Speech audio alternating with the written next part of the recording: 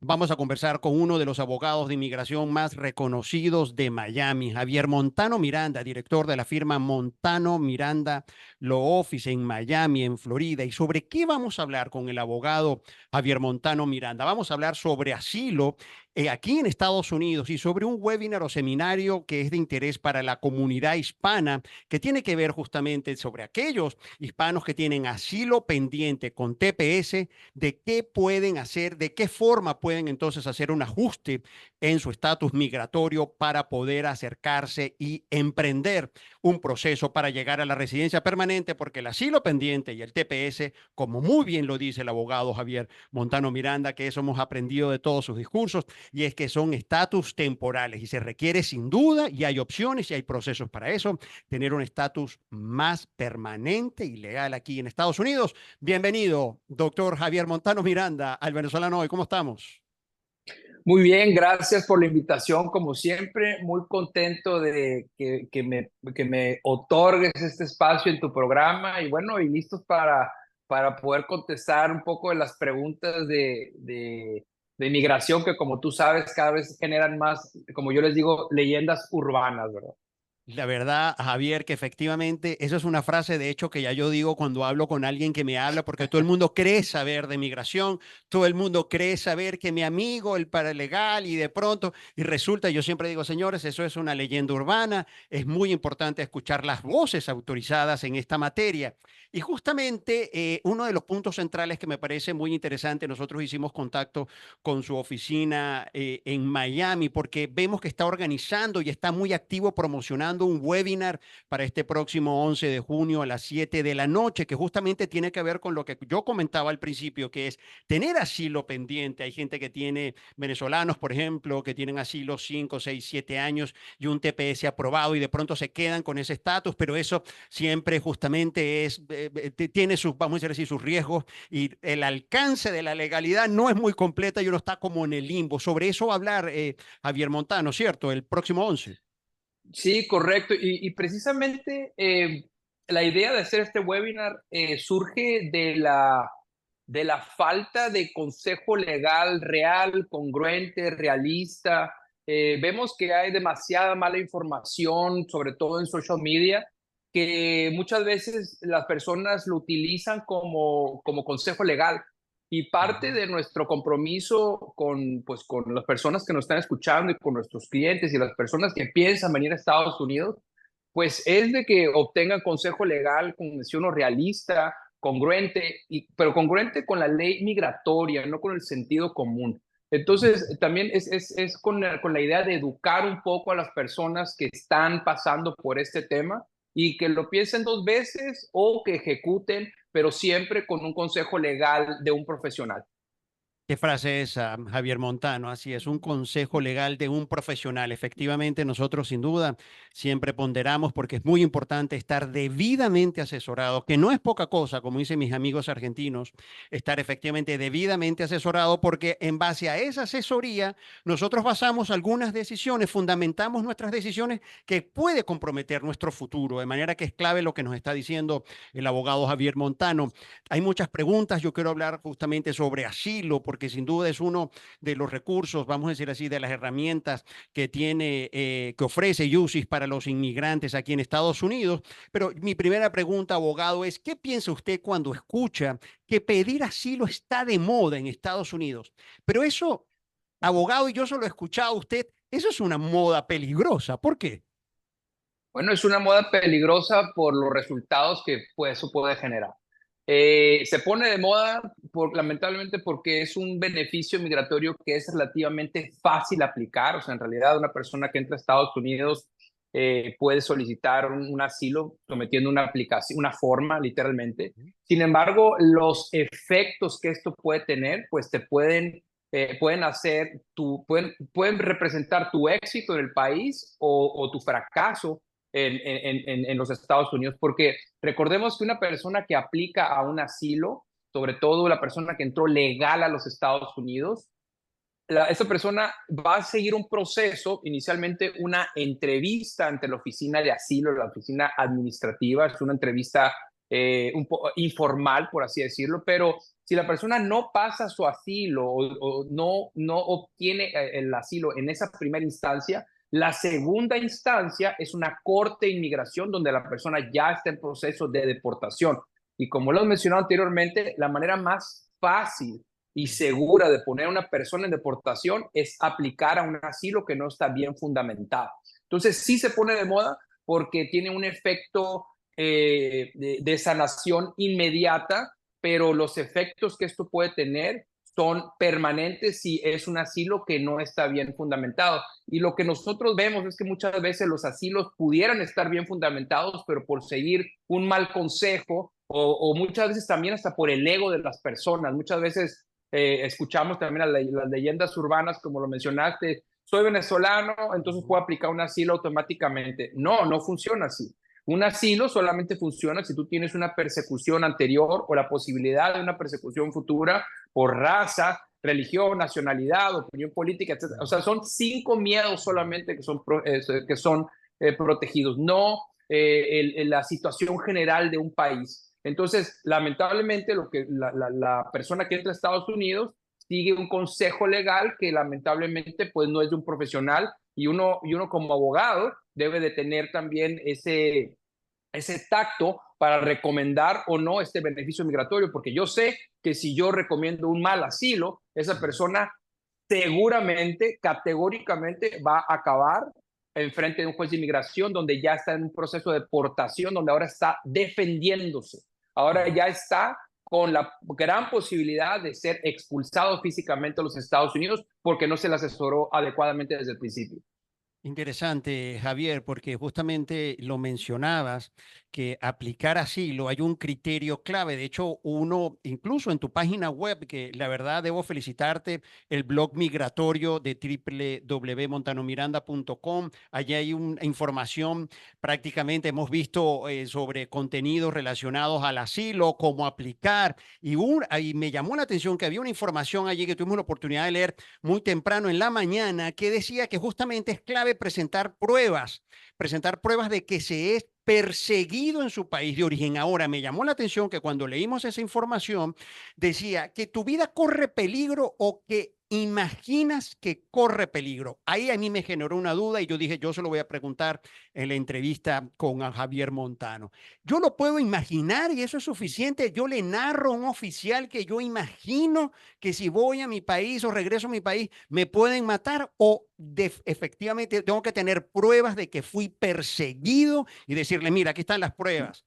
¿Cómo es el camino ahí? Bueno, bueno, es muy importante, qué buena pregunta, pero prácticamente una persona puede ganar un asilo solamente con un testimonio. O sea, las pruebas obviamente son sumamente importantes para soportar una solicitud de asilo, pero en teoría, ponte a pensar gente que sale corriendo de su país, que no pudo sacar sus evidencias o actas de nacimiento o los periódicos, o muchas veces esa información ya no existe. Muchas veces el Internet en muchos de estos países pues es casi un agujero negro donde no puedes obtener información.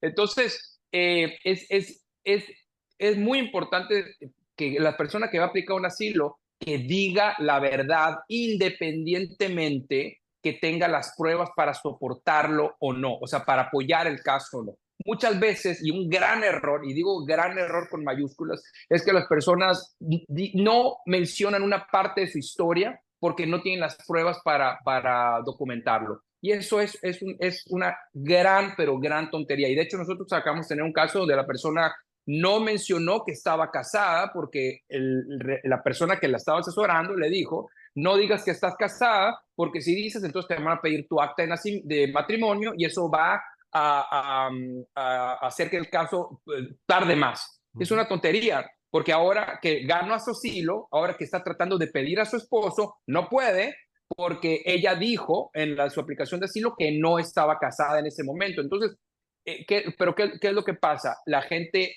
escucha un comentario muchas veces de personas que no se dedican a esto y lamentablemente tiene consecuencias que uno después se está tratando de arreglar. Y en el caso que acabo de mencionar, va a ser sumamente difícil porque ahora tenemos que tomar en cuenta que la persona mintió a la hora de solicitar su asilo. Entonces ahora estamos en esa encrucijada de que la persona sí obtuvo su asilo, pero dijo mentiras para obtenerlo. Entonces estás en un catch-22. Yo no sé si avanzo, igual y perjudico el caso de esta persona.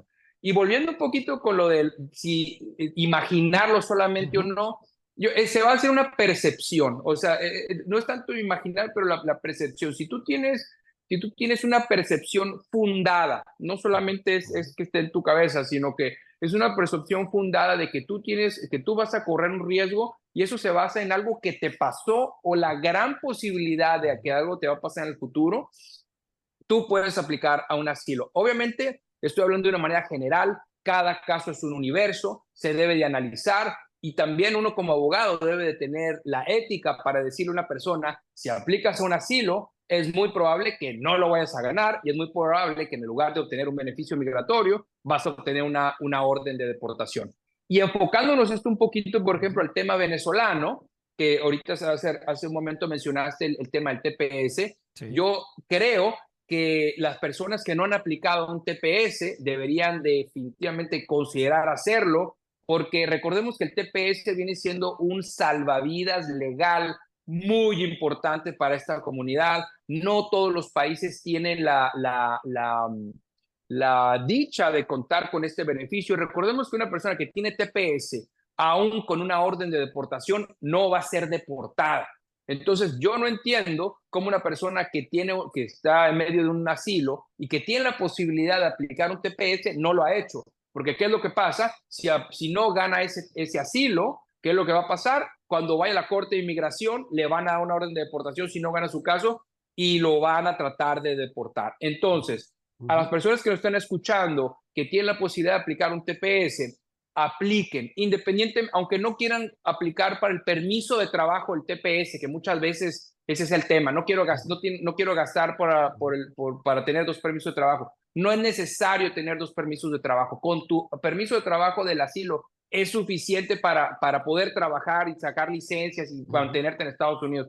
Pero por favor, apliquen un TPS, porque eso muchas veces es la salvación para la persona y para la familia también. Así es. Entonces, yo creo que es una de las mejores inversiones que una persona puede hacer, aplicar al TPS, porque eso en nuestra práctica ha sido la salvación para muchísimas familias, sobre todo de la comunidad venezolana.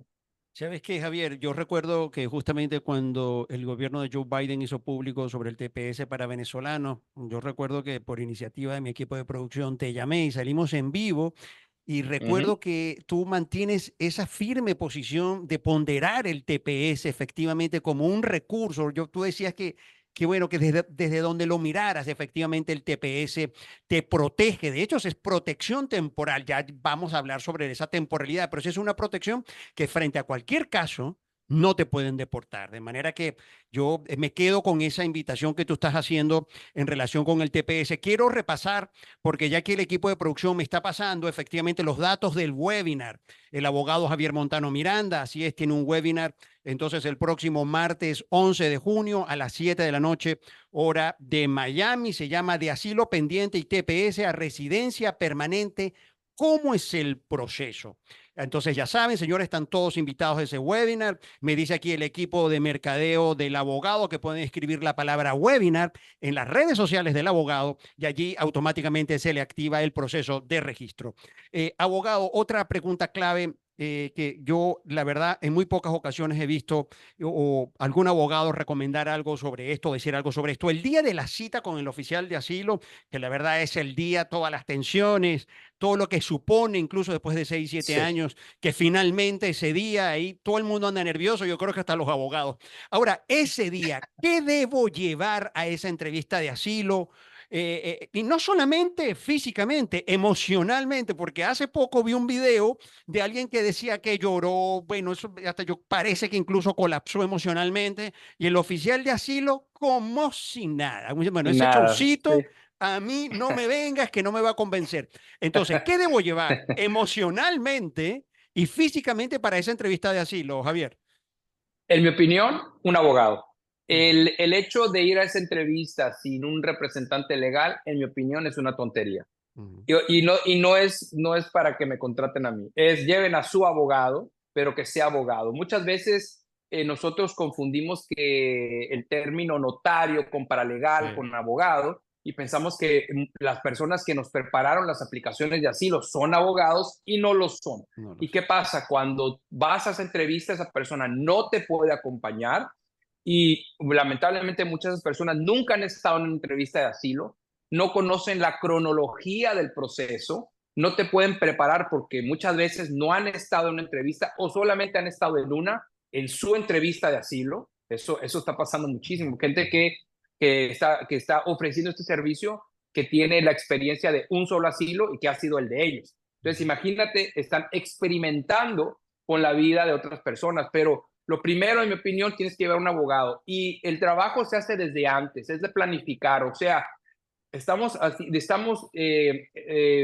vamos a relatar algo que nos sucedió hace 6 años, hace 10 años, hace mucho tiempo. Entonces, es muy importante que un abogado te prepare para las preguntas. Y algo que pasa muchísimo es que te dicen, tú di la verdad. Pues sí, pero la verdad muchas veces te dice de manera desordenada.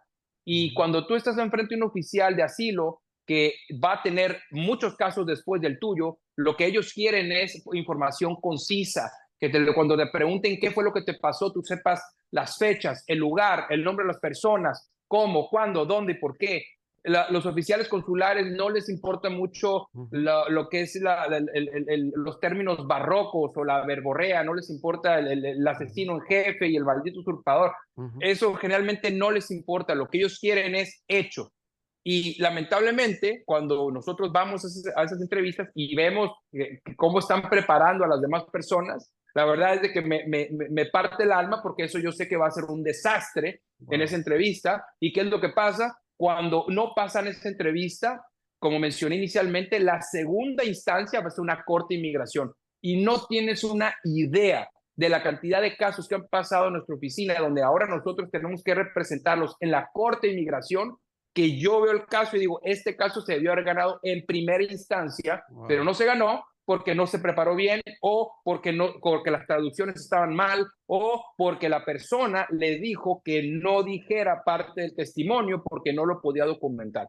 Entonces, no subestimemos el tema, no quitemos el dedo del renglón, es un tema serio y como lo he dicho anteriormente, no se basa en la lógica ni en el sentido común, se basa en la ley. Entonces tú no quieres ir a esa entrevista sin estar preparado. Y emocionalmente, como tú lo mencionas, Sí. yo quisiera ir con una persona que al menos ha estado 20 veces en una entrevista, que sabe que cuál es el protocolo de esa entrevista y sabe cómo se va a llevar, sabe qué es lo que el oficial puede decir, sabe que el oficial, por ejemplo, no te puede faltar al respeto. Muchas veces, es muy raro, pero puede pasar que el oficial está hablando de una manera tan agresiva Ujú. que si a eso le sumas el estrés de la entrevista, el aplicante se traba totalmente. Entonces, o muchas veces también el clásico ejemplo es cuando dicen algo que se está contradiciendo con su testimonio escrito o en lo que acaban de decir y tratan de continuar con el error. No, diz la verdad. Los oficiales consulares saben que la persona está bajo estrés y que muchas veces te equivocas. A lo mejor no te acordaste Ujú. cómo se llamaban los papás de tu esposo o Ujú. no te acordaste a lo mejor la dirección donde tú viviste hace 10 años. No te tienes que acordar de esas cosas. Lo que tienes que acordar es decir la verdad cuando te la preguntan. Y si no sabes la verdad en ese momento, por nervios, ansiedad, estrés o lo que sea, se tiene que decir. A final de cuentas, es una evaluación de lo que te pasó, pero más importante, de tu credibilidad. Tú puedes tener todas las evidencias del mundo, pero si el oficial no cree tu testimonio, no te van a aprobar ese asilo. Es mejor ir a esa entrevista sin evidencias, pero con un testimonio congruente, lógico, que lleve las pautas que debe llevar, a llevar a una persona que lleva muchísima información, pero que no la prepararon y que no sabe qué es lo que le van a preguntar, que eso es bien importante. ¿Qué me van a preguntar? Bueno, si es algo que te pasó hace 10 años, más vale que revises esa aplicación de asilo muchas veces, que te la aprendas prácticamente, y porque el oficial es lo que va a hacer. El oficial, lo que ellos hacen es, ellos van a leer esa aplicación varias veces y te van a hacer la misma pregunta varias veces para ver si tú estás diciendo la verdad. Entonces, pero todo esto requiere una estrategia, requiere una planeación y lo más importante también es quitarnos un poquito el ego.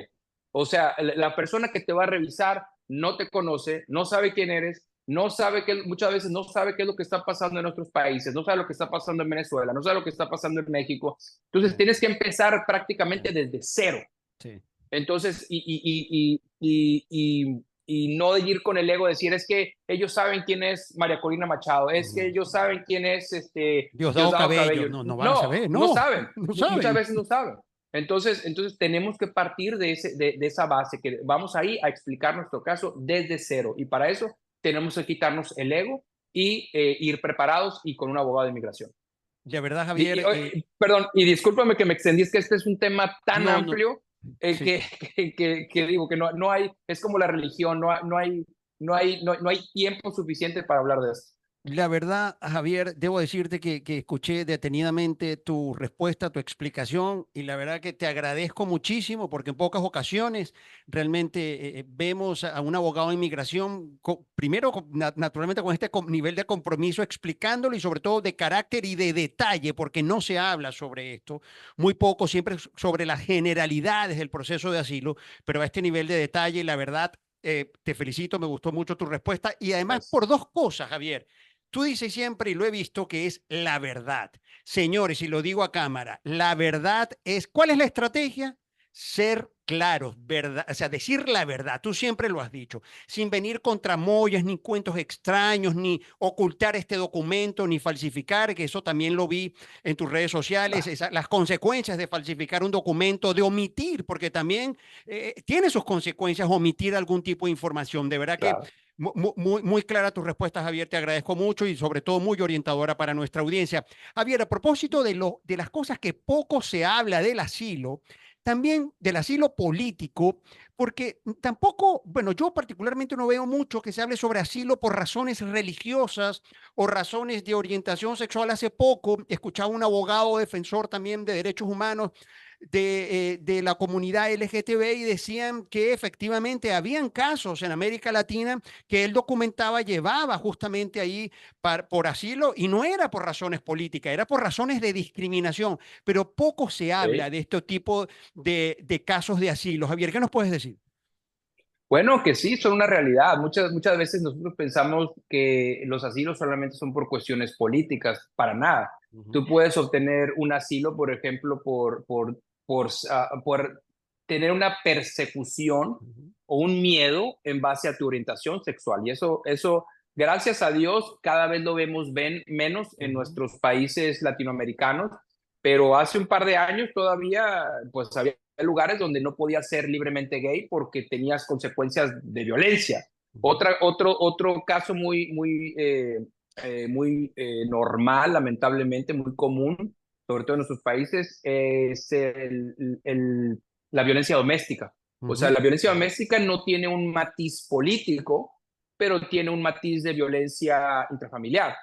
Y una persona puede aplicar a un asilo en base a violencia doméstica que sufrió en su país. No estoy diciendo que vayan a ser fácil de ganar, pero eso es mucho más probable a un éxito en tu caso de inmigración, en tu corte de inmigración, a irte por un asilo político que nunca te pasó. Porque generalmente es la palabra que asociamos con el término asilo político. Bueno, el tema con asilo político es que bueno, muchas personas, independientemente que seas de Venezuela, de México, de Uh -huh. Colombia, nunca nos ha pasado nada por cuestiones políticas, pero quizás sí porque mi esposo me golpeaba, Uh porque -huh. quizás sí porque sufrí discriminación por mi orientación sexual. Y Y eso son casos religioso, Javier, también.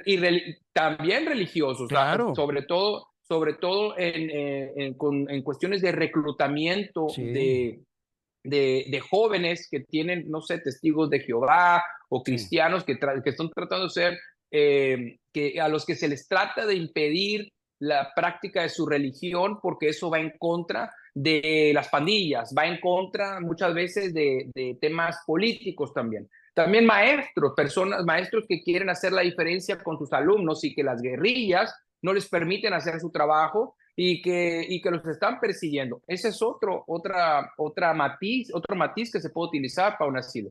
No es, pero no quiero que se malinterprete esto. Esto no estoy diciendo que una persona que le ha pasado esto inmediatamente pueda aplicar un asilo. No. Cada caso es un universo, cada caso se debe analizar detalladamente antes de aplicar, porque no quiero que esto se malinterprete como se malinterpreta en social media, que dice el abogado o esta persona dijo que si soy gay ya puedo aplicar un asilo. No, no es así para nada.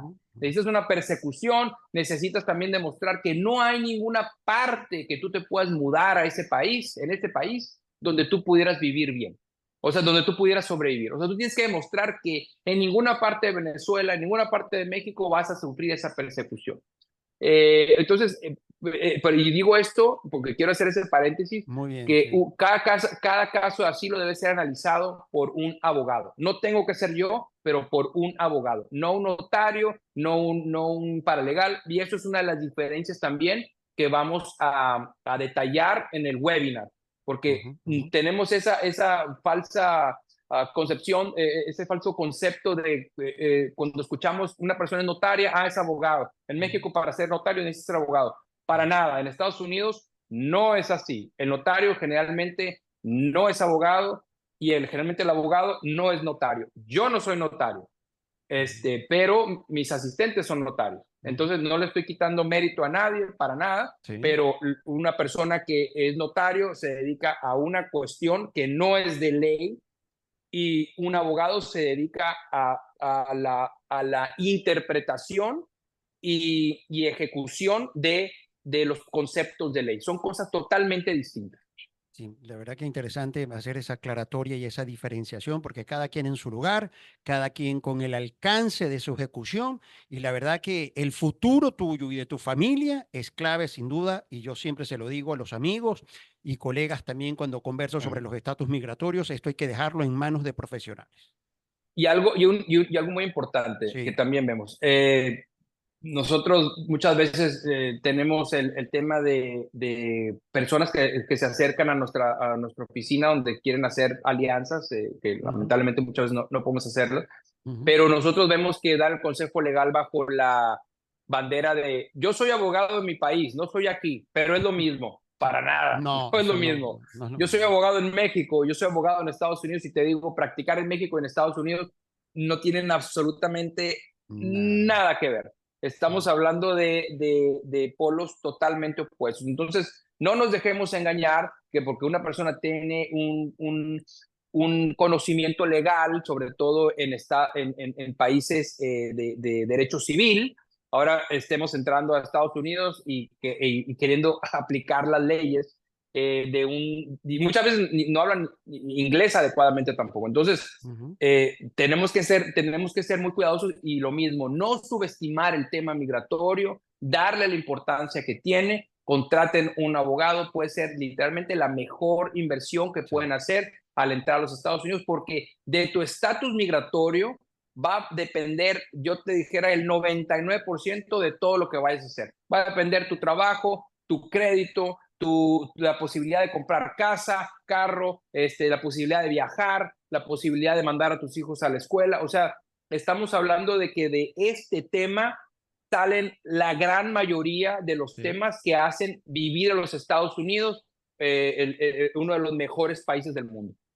Y además a plenitud, integrado legalmente. Y me parece muy interesante lo del webinar, y se lo comentaba también a un grupo de hispanos, y es porque los beneficios de ser residente permanente, como no se conocen, no se promueven, porque todo el mundo vive, bueno, digo, todo el mundo, la comunidad hispana con asilo pendiente, bueno, con el permiso de trabajo, tienen social, pero hey, la verdad que contar con la residencia permanente en Estados Unidos te da múltiples beneficios. Ya para terminar, Y, Javier, me parece algo muy importante que quiero hablarte. Son dos preguntas y es, quienes tienen más de 5 años sin respuesta de la cita con el oficial de asilo, ¿pueden pedir adelanto de cita? O sea, yo puedo ir a tu bufete de abogados y decirte, Javier, ya tengo 5 años, ayúdame a adelantar la cita porque yo la quiero tener en 2 meses. ¿Se puede? bueno, sí, o sea, se puede solicitar de varias maneras.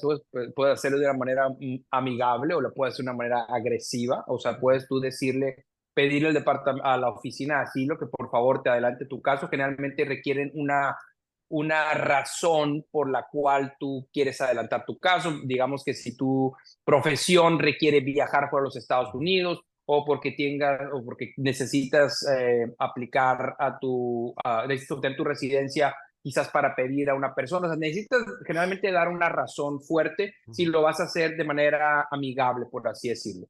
Si lo vas a hacer de una manera más agresiva, pues sí, hay acciones federales donde tú puedes decirle al Departamento de Inmigración, adelántame el caso porque ya se excedieron, no es razonable el tiempo que ya se han tardado en adjudicar mi caso. Ahora, la pregunta es, ¿quieres adelantar tu caso? Porque recordemos que quizás lo que estés expeditando es un caso en la Corte de Inmigración. Entonces, antes de tener esta idea de adelantar o no un caso, primero me conviene adelantarlo porque quizás tú piensas que tengas un buen asilo y no lo tienes. Y lo único que estás haciendo estás adelantando esa cita, y lo que estás haciendo es que estás adelantando una Corte de Inmigración. Entonces, muchas veces, de hecho, el que se tarde tu caso, lo debes de utilizar como una oportunidad para buscar otras alternativas para aplicar a la residencia, ya sea quizás, no sé, quizás tu hijo quizás está por cumplir 21 años y es ciudadano americano, o quizás tu esposa es residente y va a obtener su ciudadanía, o quizás una residencia por medio de empleo, certificación laboral, Sí. o habilidades extraordinarias, o interés nacional. Entonces, por eso, insisto, yo lo he dicho 4 veces ya en media hora, pero cada caso es un universo, y mucha gente que viene a mi oficina a tratar de acelerar el caso, yo les digo, lo que estás haciendo es te estás metiendo en la boca del lobo, porque lo más probable es de que no vayas a ganar tu caso, vas a acabar en una corte de inmigración, donde lo más probable es que también vayas a perder tu caso de frente a un juez de inmigración. Entonces, estás acelerando algo que no quieres por desesperado. Entonces, muchas veces nosotros tenemos que situar al cliente y decir, tu asilo no es bueno, mejor en el lugar de acelerar este caso, vamos a buscar alternativas para que obtengas tu residencia sin tener que abrir esa puerta. Que esa puerta, lo más seguro, es de que traiga O un sea, te puede problema cerrar. mucho más serio. Sí, no, y pasa peor. muchísimo. O pasa lo contrario también. Muchas veces, de hecho, nosotros hemos adelantado varias citas, pero es mi responsabilidad analizar el caso antes para ver si esto es algo que yo quiero hacer, porque yo no quiero yo no quiero acelerar el caso de una persona que yo sé que lo van a deportar. Sí, claro. Yo no quiero ser esa oficina. Entonces, yo tengo que analizarlo y decir, este caso se puede acelerar, lo aceleramos, y si lo aceleran, yo voy contigo a esa entrevista, porque no solamente acelerarlo. Si ya pasaron 5 años de espera, seguramente ya se te olvidó qué fue lo que pasó en tu país. Entonces, yo tengo que ir pues a prepararte y estar seguro que vas a tener una buena entrevista, y tratar de acrecentar las posibilidades de que vas a ganar tu estatus en los Estados Unidos. De verdad, Javier, que todo nos lleva a asistir al webinar, porque efectivamente allí tú vas a explicar, señores, ya va, antes de pedir la cita, adelanto de cita, mejor entonces evaluemos y analicemos, porque sí es posible efectivamente hacer un ajuste de estatus, por ejemplo, si tienes TPS. Por eso ya, para terminar, Javier, yo la verdad me quedé corto con las preguntas, tengo varias, la verdad que yo le voy a prometer a mi audiencia que vamos a repetir, la verdad que además estoy muy contento con tu explicación, como siempre, con detalles y con experticia, porque justamente te preguntaba entonces si es posible tener y hacer un cambio de estatus, porque alguien me dice, no, José, si yo tengo asilo pendiente, ¿cómo voy a pasar yo de asilo pendiente a tener una residencia permanente? Eso no cabe en cabezas de nadie. Eso vas a hablar en el webinar. Si se puede o no se puede, Correcto. Javier. Bueno, no se puede hacer un cambio de estatus. Generalmente no se Así puede es. hacer un cambio de estatus dentro de Estados Unidos, pero hay instrumentos para que, por ejemplo, si una persona viaja fuera de los Estados Unidos con un permiso de salida y reentra a los Estados Unidos, muchas veces puedes hacer que ahora sí puedas aplicar la residencia, pero otra vez requiere una estrategia y un análisis muy detallado, pero por regla general, una persona que tiene un asilo pendiente no puede saltar, por ejemplo, una residencia directamente por empleo. O no puede saltar, por ejemplo, a una visa inversionista, o no puede saltar a una visa de habilidades extraordinarias. Puede saltar a una residencia, pero para saltar a la residencia necesita estar en estatus legal. Y para estar en estatus legal tienes que hacer otras cosas para volver a ponerte en estatus legal, porque un asilo pendiente no es estatus legal, es estatus autorizado, estatus permitido. Entonces, ese tipo de conceptos que generalmente solo los maneja un abogado, es los que son los que se tienen que analizar para ver si realmente te conviene hacerlo o no. O muchas veces es ni modo, lo único que tienes es el asilo, crucemos los dedos, que tengas una buena entrevista y que tengas un buen oficial y que ganes ese asilo, que muchas veces sucede. Pero otra vez, por favor, no subestimemos el caso, analicémoslos con un abogado, y no tengo que ser yo, pero definitivamente alguien que se dedique a hacer esto. La verdad que, bueno, agradezco muchísimo. Hemos conversado con uno de los abogados de inmigración más reconocidos y con mayor experticia y experiencia, como Gracias. nos ha demostrado. Esto no es aquí que yo estoy haciendo preventas. Efectivamente, hemos visto cómo el abogado Javier Montano ha respondido todas las preguntas con experiencia y honestidad. La verdad que, Javier, te agradezco muchísimo en nombre de todo el grupo editorial El Venezolano, de Osvaldo Muñoz, de Gracias, Silvia gracias. Bello, de todos quienes integramos. Sabemos que eres de la casa y sobre todo lo hacemos porque valoramos y respetamos mucho, sin duda, tu calidad humana y tu calidad profesional. Javier, gracias por estos minutos de haber compartido conmigo. Gracias a ustedes, gracias por la invitación y les mando un gran abrazo. Y ya saben, señores, nos vemos el martes 11 de junio en el webinar de Javier Montano Miranda, que está organizando su oficina, Montano Miranda Law Office. Toda la información la tienes en las redes sociales, que es @Montano Miranda Law. Así que bueno, nos vemos el próximo martes y como siempre aquí en El Venezolano Hoy. Chao. Gracias.